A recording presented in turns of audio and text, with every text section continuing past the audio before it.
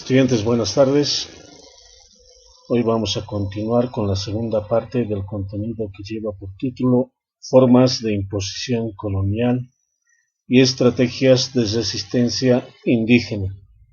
La colonia en el siglo XVI. Encomienda. Fue una forma de explotación social y económica donde el indígena se constituía en deudor de por vida. Se entregaba al encomendero tierras y un grupo de indígenas asentados en un determinado territorio. Como ustedes pueden apreciar en la imagen, la encomienda era una institución que se estableció durante la época de la colonia, donde el encomendero era un español que había participado en la conquista de los diferentes territorios en lo que actualmente se conoce como América. El encomendero realizaba una explotación social y económica al indígena que vivía dentro del territorio que se le había otorgado, y este indígena era deudor de por vida, o sea, tenía que trabajar de por vida para el encomendero. Al encomendero entonces se le entregaba tierras, y ese grupo de indígenas que vivían en ese territorio estaban bajo su servicio. Hablemos de los encomenderos. Esta población de encomenderos debía dar un tributo a la corona, y ésta a su vez otorgaba al encomendero el derecho de percibir tributo y toda clase de servicios por parte de los indígenas. Una obligación de los encomenderos era evangelizar a las poblaciones que tenían a su cargo. Bien, reitero, como hace instantes les dije, el encomendero era un español, necesariamente, quien había participado o ayudado en la conquista de los diferentes territorios del Nuevo Mundo, que estaban bajo el dominio del Imperio Español. Entonces se lo nombraba como encomendero a estos españoles de un determinado territorio, y en ese territorio obviamente vivían indígenas. Ese grupo de indígenas también estaban bajo su servicio. A cambio, el encomendero debía pagar un tributo, un impuesto a la corona por la tenencia de ese territorio y de ese grupo de indígenas. A su vez, la corona le entregaba al encomendero la facultad de percibir tributo de los indígenas y toda clase de servicios de los indígenas que vivían en el territorio, el cual era parte del encomendero. Una obligación de los encomenderos era el de evangelizar a toda la población indígena, como ustedes pueden apreciar en la imagen en la parte inferior. El mundo indígena en el siglo XVI. Las estructuras étnicas, políticas e indígenas se vieron afectadas por las constantes parcelaciones y fraccionamientos de la tierra como efecto de las encomiendas. Bien, estamos hablando del siglo XVI. El siglo XVI empieza el año 1501 y termina el año 1600. ¿Qué es lo que ocurrió durante todos estos 100 años en el mundo indígena?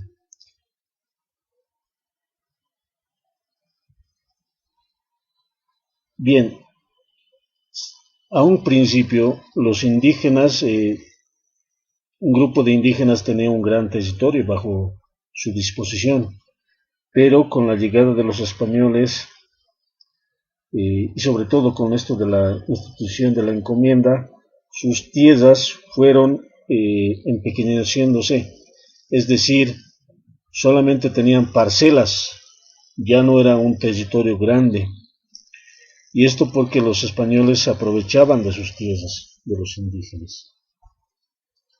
La disminución de la población a causa de las expediciones y propagación de epidemias como ser la viruela, el sarampión, la peste bubónica, escarlatina, entre otras enfermedades que diezmaron a la población indígena.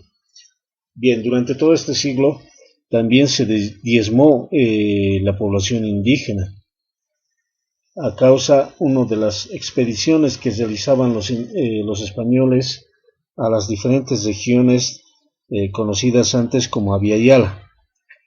Y bueno, con ellos, con los españoles, también llegaron diferentes enfermedades hasta al nuevo continente que hoy conocemos como América, como la viruela, el sarampión, la peste bubónica, escarlatina y otras enfermedades. Trajeron los españoles y estas enfermedades pues afectaron a la población indígena, muriendo muchos indígenas. Pese a este hecho y como parte de las formas de resistencia, los pueblos originarios mantuvieron sus formas de organización y trabajo comunitario. Un ejemplo de ellos son el Ayllu, el Aini y el Minca. Bien, si bien los españoles conquistaron y dominaron a los pueblos indígenas, los indígenas mantuvieron sus formas de organizarse y su trabajo comunitario. El Ayllu, por ejemplo, el Aini y la Minca, que sirven hay una ayuda mutua entre los indígenas de ese tiempo y que aún persiste hasta nuestros tiempos. Este tipo de ayuda, como el Aini y la Minca. La situación de los indígenas no era la más alentadora.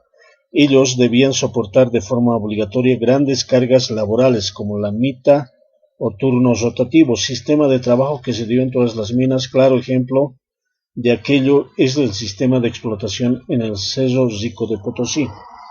Bien, durante este siglo también del siglo XVI, los indígenas fueron utilizados como mano de obra en labores mineras, conocido como la mita o el turno rotativo. ¿Qué quiere decir esto? Que un grupo de indígenas trabajaban por meses en las minas del Cerro Rico de Potosí.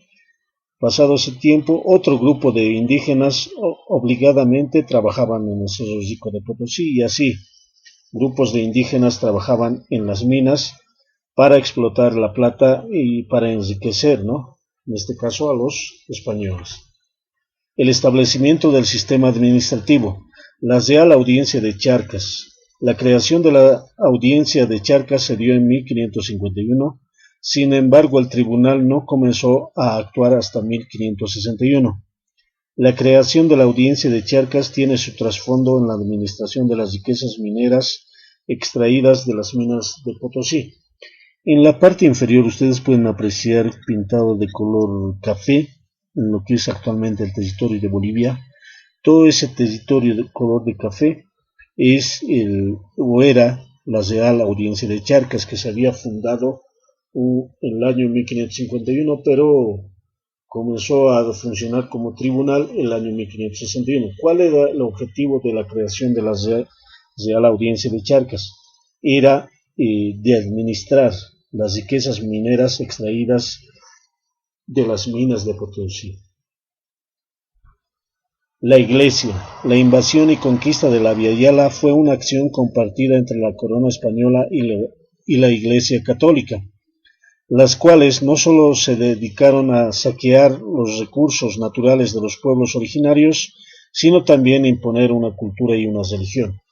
Ustedes pueden apreciar en la imagen de la parte inferior a sacerdotes católicos evangelizando a indígenas.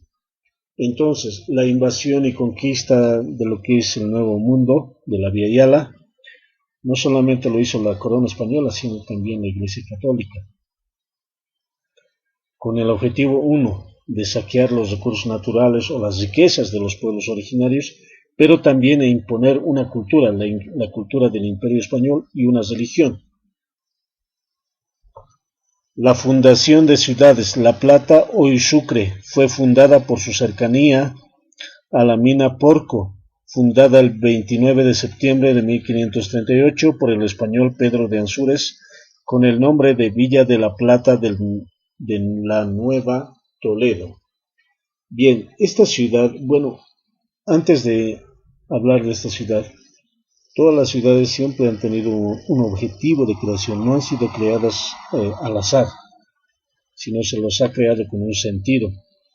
Por ejemplo, la ciudad de La Plata, hoy conocida como Sucre, Fue fundada el 29 de septiembre de 1538. ¿Por qué? Porque era cercano a la mina de Porco que estaba en Potosí. Entonces, para administrar también esa mina, las riquezas que se obtenía de esa mina. Y fue fundada por el español Pedro de Ansúrez con el nombre de Villa de la Plata de la Nueva Toledo. Ese era, o es su nombre de origen de esta ciudad. Y ahí pueden apreciar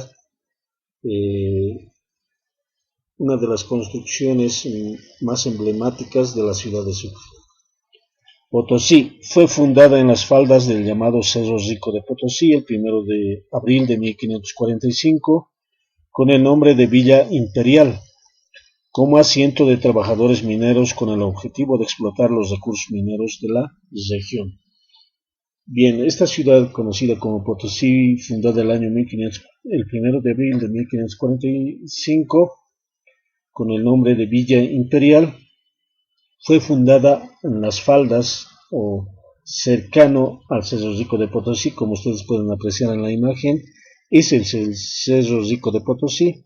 Bueno, estas son las casas o construcciones actuales de esta ciudad, que también en ese tiempo habían construcciones de casas cercanas al Cerro Rico de Potosí. ¿Cuál era el objetivo de la creación de esta ciudad? Que los trabajadores mineros que trabajaban en estas minas pues podían vivir cerca al Cerro Rico de Potosí, entonces cercano al Cerro Rico de Potosí. Ese era el fin de fundar esta ciudad de Potosí.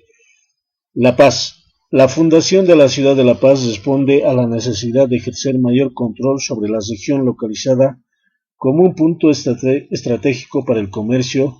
Fue fundada por comisión de Pedro de la Gasca Alonso de Mendoza el 20 de octubre de 1548. Bien, la ciudad de La Paz también tuvo su objetivo. ¿Por qué se fundó?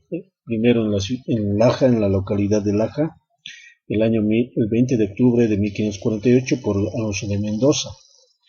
Se lo fundó en primera instancia en Laja, pero luego con el tiempo se trasladó a la actual lugar donde se establece la ciudad de La Paz. ¿Cuál es el objetivo de la fundación de la ciudad de La Paz? Era un punto estratégico, un punto intermedio entre la región de Cusco, que era la ciudad más importante en ese tiempo durante la colonia, y el Cerro Rico de Potosí.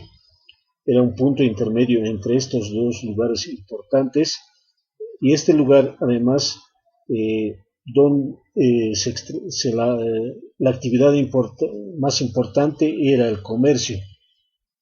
Por eso se establece en esta región la fundación de esta ciudad, La Paz.